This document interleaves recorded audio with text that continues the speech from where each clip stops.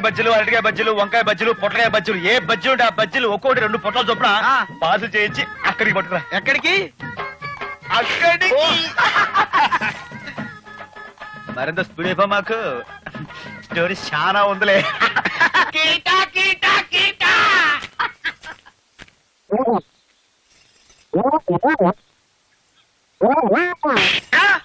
ఏ బుజ్జమ్మ, నన్ను కొడతావంటే